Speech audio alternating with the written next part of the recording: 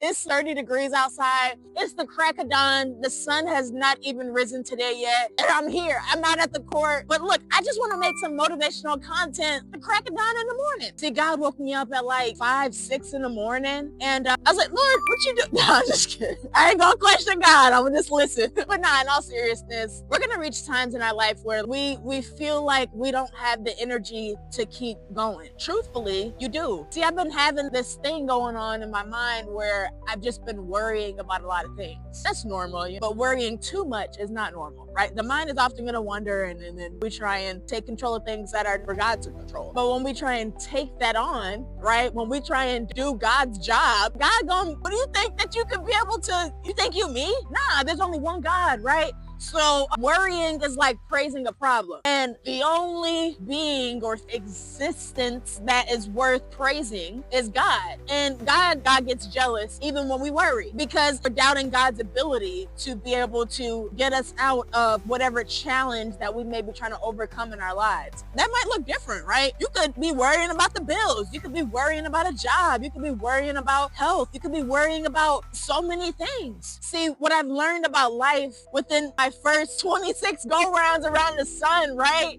is that there's always going to be a problem. There's always going to be a problem. It's your decision whether you want to worry and stress out about that problem. I was actually talking with one of my colleagues. They had said something that just really stood out to me. The point where I'm going with this is, he was like, man, like, I just been so stressed out, worried about quota and all these other different factors of the job. I was like, dude, not just, I'd be cracking myself up. So I was like, dude, you're wasting all your energy worrying about a problem that is not meant either for you to solve or for it to be solved right now. He was like, nah, I'm not worrying about it. I just a little stressed out. And I was like, okay, so, because in my head, so anyways, the point of that first story, right, was to stop worrying. So essentially just try to use less of your energy on worrying, because you could be stressing out on something and that's still a form of worry. Worry can come in different forms. It doesn't have to be crying and the sun has officially risen. The sun has risen.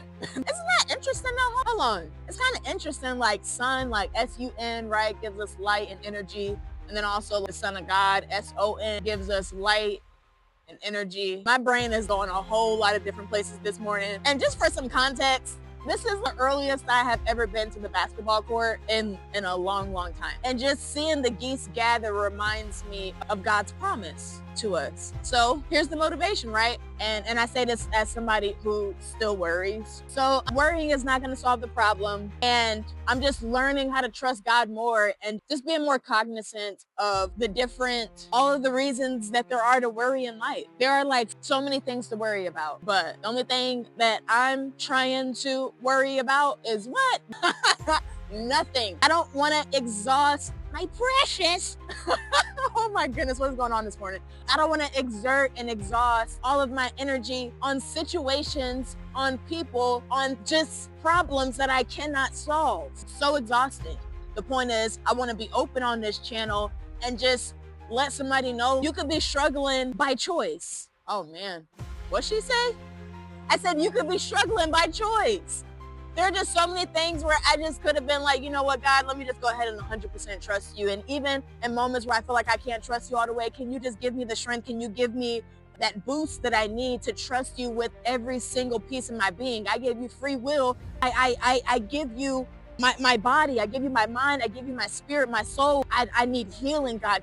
I'm leaving it to you. I can't worry about it no more. And then next thing you know, I'm feeling, I'm not too skippy like the peanut butter, but I'm better attitude today. I'm feeling in a better mood, right? I feel more optimistic today, right? I feel like I can be able to get through my daily activities without feeling like my energy is just so low. So real conversations that I've been having with God that I just wanted to pass on, because that was something that was laid on my spirit last week to help me get through what I was going through. And that was to stop worrying so much. So back to the geese, right? Because I had to make sure they wasn't, I'm not even gonna say that one because it was a funny joke, but I feel like I'm gonna say the joke. I have to say the joke.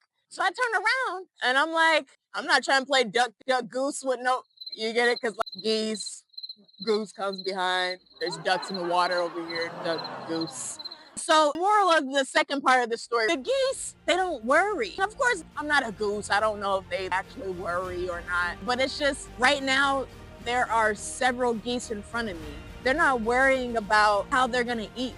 They trust and they know that God is going to provide for them. And they know where to get their source of fuel, right? Because the food is going to fuel their bodies, right? To be able to get through the day. Well, the same thing with God. We know where to get the source of our strength from, but do we trust God to provide it? All right, so anyways, just some morning motivation. Oh my goodness, I'm out here at the basketball court. I've been out here since the crack of dawn. What? I don't even, look, and this is what hold on, and at this point my fingers are frozen, so I got some little icicles. In all seriousness, these are the moments, y'all know how much I did not want to get out the bed. And then it was cold. I had to defrost the car. Then I had to do, and that's another thing too, right? As the car was defrosting, I was too. We both need a defrost in this month. But so essentially, I just wanted to push myself this morning, push myself today, because we're going to have those days where we're low, but we're also going to have those days where we're high. We need to ride those high energy days. And we know where to get the fuel from to fuel us. It's just a matter of, just like you stop at the gas station. Look, what? And then check this, right? Oh, this one's good. I think I'm gonna go out with this one.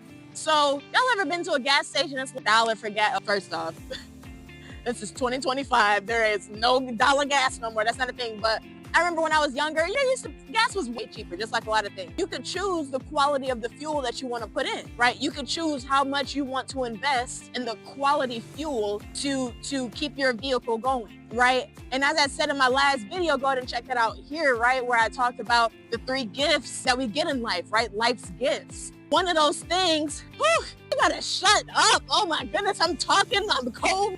Like, so cold. So you choose the fuel that you put into the car, right? So what I'm saying with this is, if we know that God is the source of our fuel to keep us going, right? And when I say fuel, I can mean fuel in a lot of different things, but in this instance, I'm referencing spiritual fuel, faith and courage and believing and things that God blesses us for. It's a little hard to explain, and my brain is also still waking up because I just rolled out of bed, did everything I needed to do, and then came out to the court, and now the sun is about to be shining. I have to get me some breakfast. Oh my goodness, I done skipped the most important meal of the day, but look, the day just got started, so I still got time for that meal. I ain't skipping that unintentional fasting. Gosh. Oh my goodness, I cracked myself up. So where was I going with that? Oh, the fuel, right? So here's the moral of the story, because I think at this point my brain is freezing. Like, it's really cold. Jeez. Oh, fuel. Oh my. So the analogy is the quality of the fuel that you're putting in your tank is going to be the quality of the outcome that you get for the performance of your vehicle, right? Of your body. So you could be putting in 87 gas, or heck, you could be making your own little gas and putting it in the car, and then the car shuts down. So take good care of your car, take good care of your house, take good care of, so you get the point, right? But in this instance, if you're putting 87 in your tank and expecting a performance of 93, 87, 89, 93, or diesel, look, I need me some diesel faith. No, but in all seriousness, these are things that I was thinking about this morning. As I was coming out to the court, I was like, man, so you could be putting low quality gas in your vehicle, right? So you could be, or even, oh, this is even better. So let's just say this for instance, right? You go to the gas station, you get to choose between 87, 89, 93 diesel, or you could just do ethanol or 88 or whatever it looks like for you in that instance, right? You have the choice on how much you want to invest to spend into your vehicle for hopes that it will provide the performance and the dependability that you need out of it, right?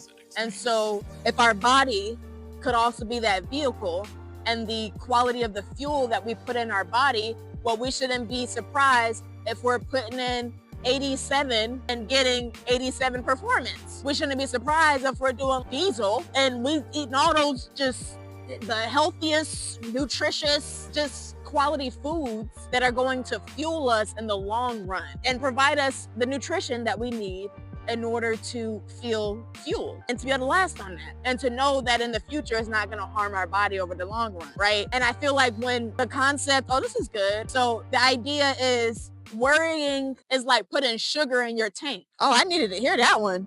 Wow, that was good.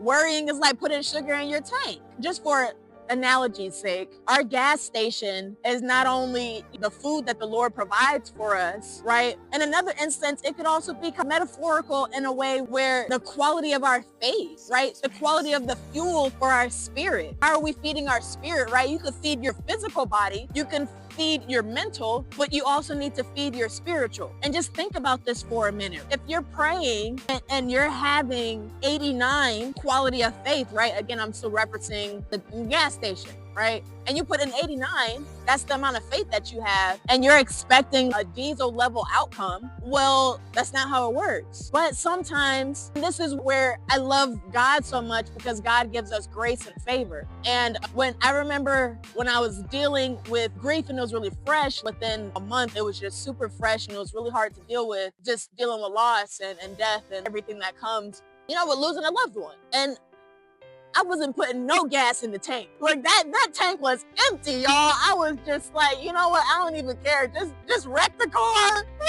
Look, but like that. So I needed some maintenance, right? And what was that maintenance? Well, it was prayer and surrendering to allow God to just come into my being and just heal me in different areas of my life and different parts of my body, especially my mind, because mind is something. I really am about to wrap it up though, but I just wanted to share that story and some just uplifting words to just push you and just change your perspective on how you might be viewing your faith. All I had was the faith of a mustard seed. Y'all, I was riding on E, and then the gas and the car shut down, and it was like, I'm mid-drive, But I knew how to get that fixed. See, I knew who could solve the problem. And then the sun's coming out, come on. I knew who could solve the problem.